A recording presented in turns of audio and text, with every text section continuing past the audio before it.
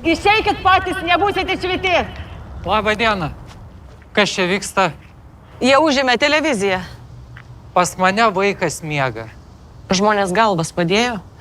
O jūs man sakot, kad jūsų vaikas miega? Nu, bet jisai miega, tai aš nežinau, gal jūs tada anoj pusėje galit protestuoti.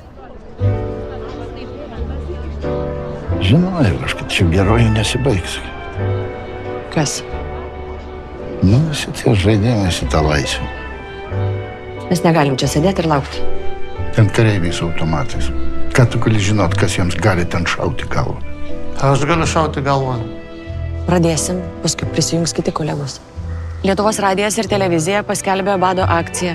Badausim čia tol, kol jie iš čia nepasitrauks. O jūs pranešėjate? Ir televizija, tai atrodo, kad tau kiekvieną dieną kaip šventė. Toks darbas. Reikia šypsotis ir būt gražiai. Tau visai gerai sekasi. Mano svajonė. Pabėgt, ramiai pabūt.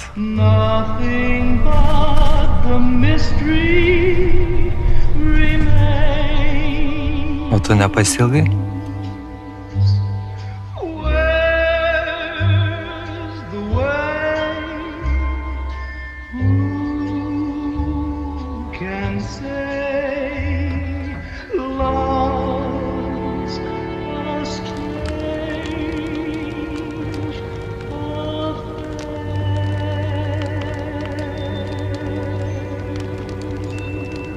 Turbūt aplinkui yra daug žmonių, kurie norėtų su tavim susipažinti ar šiaip.